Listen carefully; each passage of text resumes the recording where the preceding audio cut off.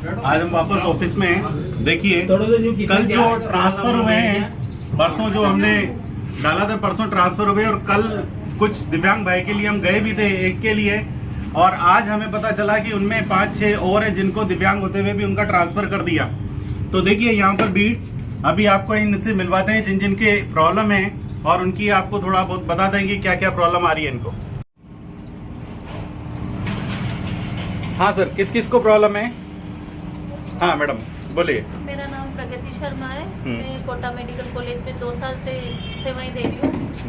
अच्छा, वहाँ पोस्टें होते हुए भी हमें वहाँ नहीं रखा और अभी हाल ही में रिलीव कर दिया। आपने दिव्यांग का सर्टिफिकेट वो जो उन्होंने मांगा था वो लगा रखा था, उसके सब चीज कुछ लगा रखा था। हमने बार बार उनको अवगत कराया। खाली पोस्टें क्रिएट हुई थी यहाँ पे, उसकी सूचना बराबर आ रही थी, उनको हमने सूचित करा कि हमें पोस्टों में समायोजित किया जाए। यहाँ से निर्देशालय को लेटर भी गए, बट हमारे को ये आश्वासन दिया आपके लिए पोस्टें रख रखी है, आपका काम हो जाएगा, आप कहीं मत जाओ। और अचानक जब सब पोस्टें भर चुकी है तब इन्होंने हमें रिलीव कर दिया। बीच में इन लोगों ने जब निर्देशालय के ऑर्डर आए थे कि आप जो भी अधिशेषण को रिलीव कर दो, तो हम लोगों को जानबूझ के उन्होंने रिलीव नहीं करा। और आज जब पोस्टें नहीं रही तो हमें रिलीव कर दिया।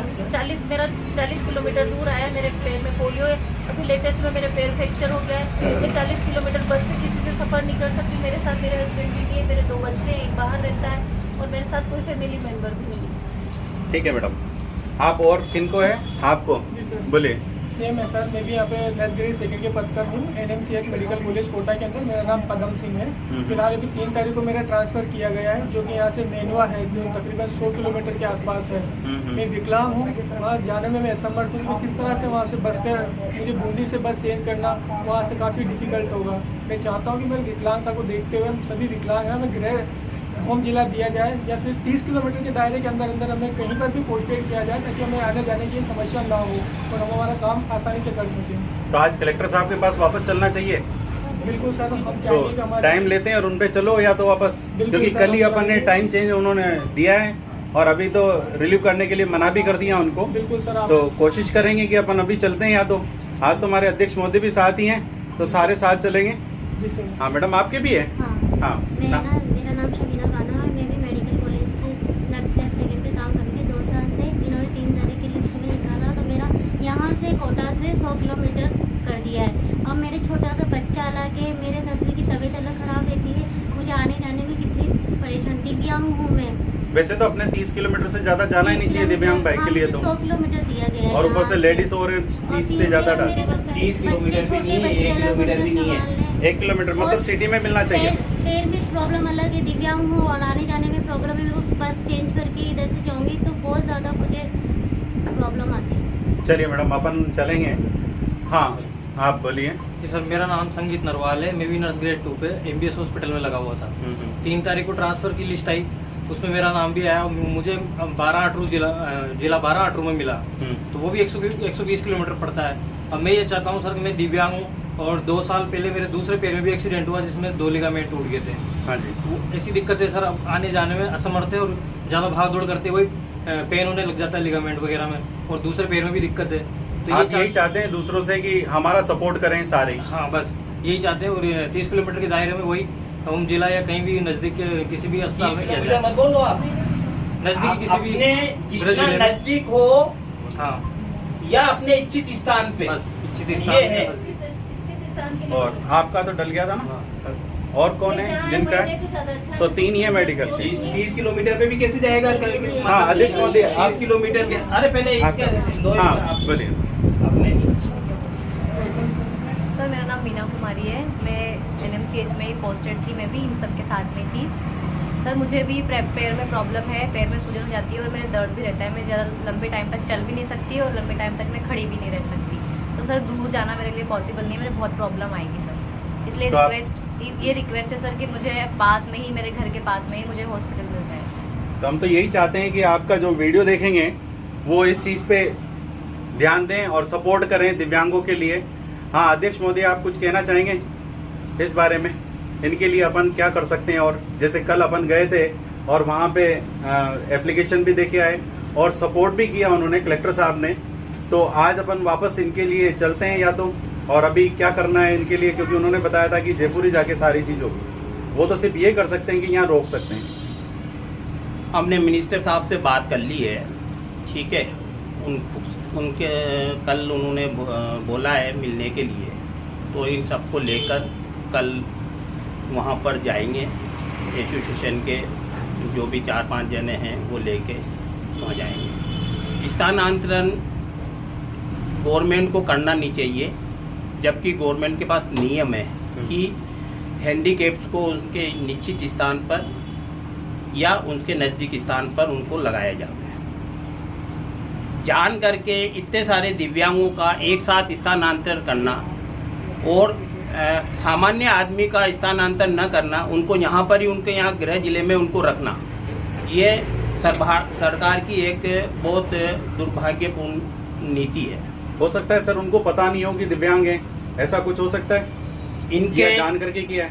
इनके जितने भी हैंडीकैप्स है, इनके बिल में हैंडीकैप्स अलाउंस लगता है, तो उनको कैसे पता नहीं है कि ये हैंडीकैप्स नहीं है?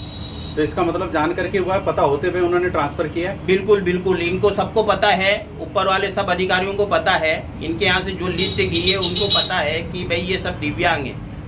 इन्होंने लिस्ट भेजी होगी, तो उसमें इनके आगे दिव्यांग क्यों नहीं लिखा गया? अच्छा, दिव्यांग नहीं लिखा गया तो इन यहाँ के कर्मचारियों को तो पता है ना? तो यहाँ के जो अपने अधीक्षक हैं इनको लिख के देना चाहिए, ये जो इनको सपोर्ट करना चाहिए। तो अधीक्षक है, प्रिंसिपल है, जिसके द्वारा भी ये लिस्ट गई है ट्रांसफर की, उनको उसमें हैंडीकैप से चिन्हित करना चाहिए कि ये हैंडीकैप से और इनका ट्रांसफर नहीं होना चाहिए। अगर होता है तो होम टाउन में ही हो, बिल्कुल। जहाँ हैंडीकैप चाहता है वहीं इनका ट्रांसफर होगा, जहाँ उसको सूटेबल है वहाँ होगा। ये सरकार के नियम है और ये अधिकारी लोग अपनी मनमानी कर रहे हैं, ये गलत है। तो अपन इस पे क्या एक्शन लें? मंत्री जी के पास जाएं पहले तो? बिल्कुल, मंत्री जी के पास जाएंगे, और अगर मंत्री जी भी नहीं सुनेंगे तो फिर कोई बड़ा आंदोलन करना पड़ेगा, क्योंकि इसकी ठोस नीति बनानी पड़ेगी इनको। आगे भी कभी दिव्यांगों का स्थानांतरण बिना उसके चाहने पर नहीं किए जावे, क्योंकि दिव्यांगों के साथ बहुत बड़ी प्रॉब्लम है। वो एक जगह से दूसरी जगह जाने में उसको कितनी वो परेशानी होती है, उस दिव्यांग से पूछो आप।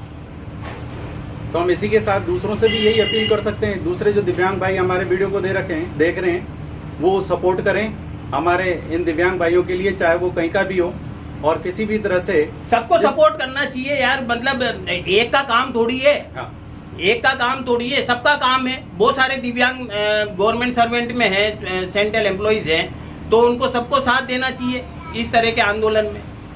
हाँ, दिव्यांग भाई हैं और जो दूसरे भी हों वो भी दे सकते हैं और सपोर्ट करें जिस तरह से वो कर सकते हैं। अगर उनकी पावर है कि वो ट्रांसफर करवा सकते हैं या रुकवा सकते हैं, तो वो अपने बेस पर ही रुकवा सकते हैं। भाई ये संस्था में जो भी हमारे पदाधिकारी हैं, वो पदाधिकारी कोई भी अपना लाभ नहीं ले रहा है इस संस्था से। ये संस्था इन जिनके हैंडीकैप से जो इनके प्रॉब्लम है, उन्हीं के लिए मदद के लिए ये संस्था बनाई गई है। सचिव महोदय कुछ कहना चाहेंगे आप? आज इन दिव्यांगों के साथ हॉस्पिटल की बात है, कल को और भी जगह होएगा सब इनके साथ। मेडिकल वाला भी है तो अपने टीचर भी तो हैं। अभी शिक्षा विभाग में भी यही हाल है, किसी को 200 किलोमीटर दूर लगा रखा है, जबकि दिव्यांग के तो 10 किलोमीटर 10 मीटर चलना ही बड़ा मुश्किल का काम हो जाता है। बारिश के दिनों में चल नहीं पाते हैं, ऐसे में उनको 100-200 किलोमीटर दूर लगा रखा है। तो हमारी मंत्री प्लस जिस जगह उनका ट्रांसफर होता है वहाँ से उनका टॉयलेट और वो सारी चीज भी देखनी पड़ती है, कितनी दूर रहती है, बहुत दिक्कत आती है साहब। क्योंकि वो अपने अकॉर्डिंग एडजस्ट करता है, वहाँ पर बनवाता है और फिर उसका ट्रांसफर कर दिया जाए तो दिक्कत हो जाती है, कहाँ तक इधर उधर एडजस्ट करेगा। जबकि राजस्थान सरकार के आदेश हैं कि दिव्यांगों को उनके इच्छित स्थान पे या उनके नजदीकी स्थान पर लगाया जाए, फिर भी जानबूझ के इतना दूर इनको लगा देते हैं।